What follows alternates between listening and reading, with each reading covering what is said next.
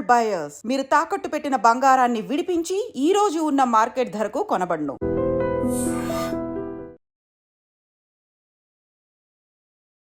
నమస్తే, welcome to I dream inside politics with కవిత.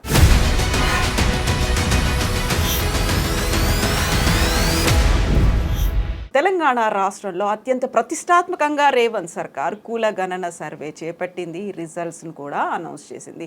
ఆ తర్వాతే అసలు కథ మొదలైంది. తిరిగి సర్వే చేయాలి అనేటువంటి వాదంతో పాటుగా బీసీ కులాల నెంబర్ అనేది ఆ జనాభా ఎందుకు తగ్గింది అనేటువంటి వాదన కూడా వినిపిస్తుంది. ఐ డ్రీమ్ ప్రేక్షకులకు గుర్తుంటే కరెక్ట్గా 2 నెలల క్రితం బీసీలకు సంబంధించి సరికొత్త పార్టీ ఆవిర్భవించబోతోంది అంటూ పొలిటికల్ అనలిస్ట్ ప్రకాష్ గారు చెప్పారు. ఆ తర్వాత తీన్మార్ మల్లన్న ఆ దిశగా అడుగులు వేస్తున్నారనే వార్తలు వినిపిస్తున్నాయి. నిజంగా బీసీ కుల గణన తర్వాత సరికొత్త శక్తి రాబోతోందా? కూటములు ఏర్పడబోతున్నాయా? బీసీలకే సంబంధించి ఒక పార్టీ తెలంగాణలో ఏర్పడబోతోందా? మనతో పాటుగా ఉన్నారు పొలిటికల్ అనలిస్ట్ ప్రకాష్ గారు. సార్ నమస్తే. మనం కరెక్ట్గా 2 నెలల కింద మాట్లాడుకున్నప్పుడు మీరే చెప్పారు సరికొత్తగా బీసీలకు సంబంధించి ఒక పార్టీ రాబోతోంది. అనివార్యమైనటువంటి పరిస్థితి అన్ని పార్టీలకి ఏర్పడుతుంది, పొత్తు పెట్టుకునే పరిస్థితి బీసీ పార్టీతో అనేది.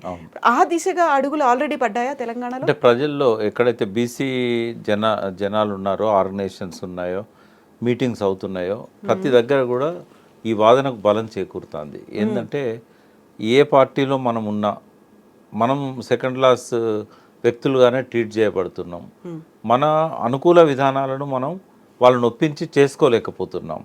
అధికారంలోకి వచ్చినాక బీసీలను అనగదొక్కుతున్నారు. బీసీలకు ఏ రకమైన ప్రయోజనాలు చేకూరడం లేదు. ఏదో అట్లా వాళ్ళు అన్న మాట ఏంటంటే కుక్క బొక్కేసినట్టు మనకేదో ఇస్తారు, కొన్ని పదవులు ఇస్తారు, కొన్ని ఇవి చేస్తారు, మనమేమో వాటితోనే సరిపెట్టుకుంటున్నాం. కాబట్టి ఈసారి అట్లా జరగకూడదు, మనమే ఒక రాజకీయ శక్తిగా ఎదగాలి. అంటే తెలంగాణలో చాలా ఉదాహరణలు ఉన్నాయి. ఒక స్వీయ రాజకీయ శక్తిగా ఎదిగి తెలంగాణను తెచ్చుకున్న టీఆర్ఎస్ ఉన్నది.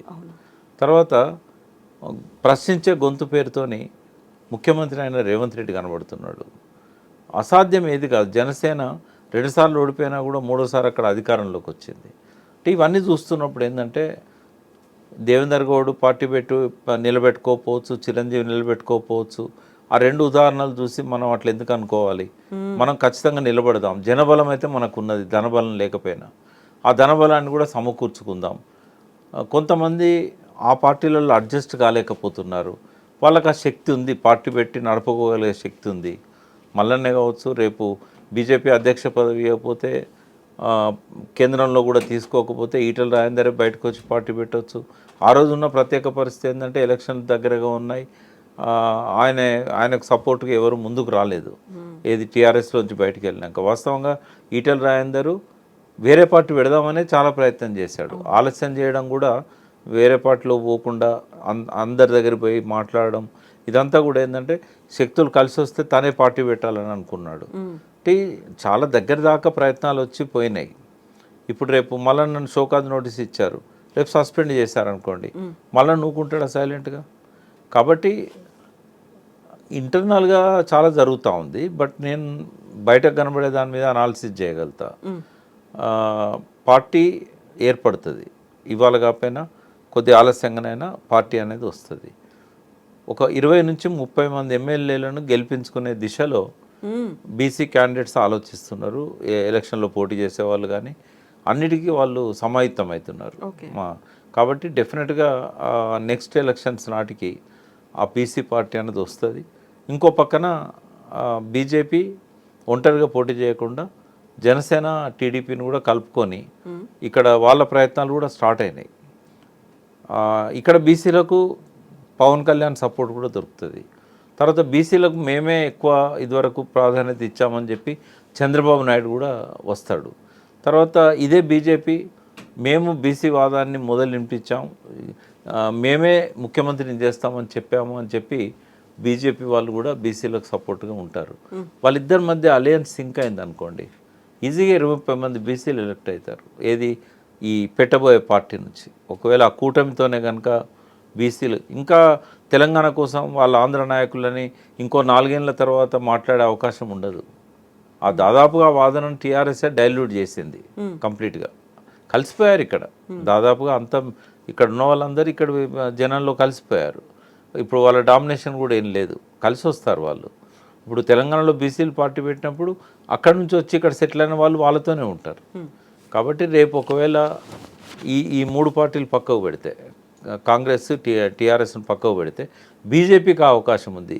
బీసీ పార్టీతోని అలయన్స్ కావడానికి అవకాశం ఉంటుంది. ఇప్పుడు కూడా తీన్మార్ మల్లన్న వెనకాల ఆయన కొత్త పార్టీ పెడతారు అన్న దాని వెనకాల కూడా బీజేపీ ఉంది, ఆయన ప్రోత్సాహం ఉంది అనే మాట వినిపిస్తోంది. లేదు, అట్లాంటి ఏది కూడా ఆయన వెనకాల లేదు, కానీ భవిష్యత్తులో ఉంటుంది. ఓకే, అంటే ఇక్కడ కాంగ్రెస్ను దెబ్బకొట్టడానికైనా బీఆర్ఎస్ను దెబ్బకొట్టడానికైనా బీజేపీకి ఇంకొక శక్తి తోడు కావాలి. బీజేపీకి సొంతంగా అధికారంలోకి వచ్చే బలం లేదు. ఈవెన్ చంద్రబాబు వచ్చి జనసేన వాళ్ళు వచ్చినా కూడా వాళ్ళంతా వాళ్ళు అధికారంలోకి రాలేరు. ఈవెన్ రేవంత్ రెడ్డి రేపు కాంగ్రెస్ నుంచి ఏదో కారణంతో దూరమై ఆ కూటమికి ఆయనే నాయకుడు అయినా కూడా ఇండిపెండెంట్గా వాళ్ళ అధికారంలోకి రాలేరు. కాబట్టి ఇంకొక కొత్త శక్తి వాళ్ళకి తోడు కావాలి. వాళ్ళు టీఆర్ఎస్తో అలయన్స్ కాలేరు, వాళ్ళు కాంగ్రెస్తో అలయన్స్ కాలేరు. ఆ కొత్త శక్తే బీసీ పార్టీ రూపంలో ముందుకు వస్తుంది. బీసీ పార్టీ కూడా వాళ్ళంతా వాళ్ళు అధికారంలోకి రాలేరు నెక్స్ట్, బట్ అట్లీస్ట్ ఒక రాజకీయ శక్తిగా ఎదుగుతారు, ఒక ఓపు ఇవ్వగలుగుతారు. పార్టీ పెట్టంగానే వెంటనే అధికారంలోకి రావడం సాధ్యం కాదు. బట్ బీజేపీ కూటమి బీసీ పార్టీ కలిస్తే అధికారంలోకి వస్తారు. కాబట్టి కేసీఆర్ గారి ఆశలు అడియాసలు అవుతాయి. బీసీల విషయంలో ఆయన తన పద్ధతులు అన్నీ కూడా మెరుగుపరుచుకోవాలి. తాను చేసిన మంచి ఏందో చెప్పుకోవాలి. ఏం చేయాలనుకొని చేయలేకపోయిండో, ఎందుకు చేయలేకపోయిండో కూడా చెప్పాలి. రేపు మళ్ళీ అధికారంలోకి వస్తే ఆయన ఎటువంటి అవకాశాలు ఇస్తారో కూడా చెప్పాలి. కాబట్టి వాళ్ళు ఇంకా చాలా చేయాల్సి ఉన్నది. ఐజాన్ టుడే మాత్రం బీసీ పార్టీకి అన్ని రకాలుగా ప్రయత్నాలు జరుగుతాయి. ఇప్పుడు బీఆర్ఎస్ పార్టీ అంటే కవిత ముందు నుంచి బీసీ కుల సంఘ నేతలతో సమావేశం అవుతున్నారు, రౌండ్ టేబుల్లు ఇవన్నీ పెడుతున్నారు. ఆ తర్వాత కేటీఆర్ కూడా బీఆర్ఎస్లో ఉన్నటువంటి బీసీ లీడర్స్తో సమావేశమయ్యారు. ఇది కాకుండా ఇంకా జరగాల్సింది ఉందంటారా? బియాండ్ జరగాల అంటే కేసీఆర్ గారి నుంచి రావాలి కదా. వీళ్ళు మాట్లాడినా కూడా కేసీఆర్ గారి నుంచి రావాలి. అది అంటే ఒక ఆక్షేపణ నిన్న మేము పెట్టుకున్నాం, 300 కాపులు అందరం కలిసి ఒక మీటింగ్ పెట్టుకున్నాం. ఇక్కడ మన డైమండ్ పాయింట్ దగ్గర ఒక ఫంక్షన్ హాల్లో. సెలెక్టివ్గా లీడర్స్ మాత్రమే వచ్చారు దానికి. Thanks to Revanth Reddy. ఏంటంటే ఇప్పటిదాకా ఎన్నడూ బీజేపీ పార్టీలో ఉన్న సంజయ్ కానీ కేంద్ర మంత్రిగా ఉన్నాడు, లక్ష్మణ్ రాజ్యసభ సభ్యులు ఎన్నడూ కూడా మా మీటింగ్స్లకు రాలేదు. వాళ్ళు పిలిచాం కూడా, వస్తామన్నారు, కొన్నిసార్లు మిస్ అయ్యారు. బట్ ఫస్ట్ టైం ఎంత కలర్ఫుల్ కనబడదంటే స్టేజ్, మేమంతా స్టేజ్ వెనుక పోయినాం, ఎందుకంటే సెకండ్ రోలోకి వెళ్ళిపోయినాం. అంతమంది లీడర్స్ వచ్చారు అన్ని పార్టీలో. ఒక పక్క తీన్మార్ మల్లన్న, ఆయన పక్కన గంగుల కమలాకర్, ఆయన పక్కన బండి సంజయ్, ఆయన పక్కన రవిచంద్ర ఉద్దిరాజు.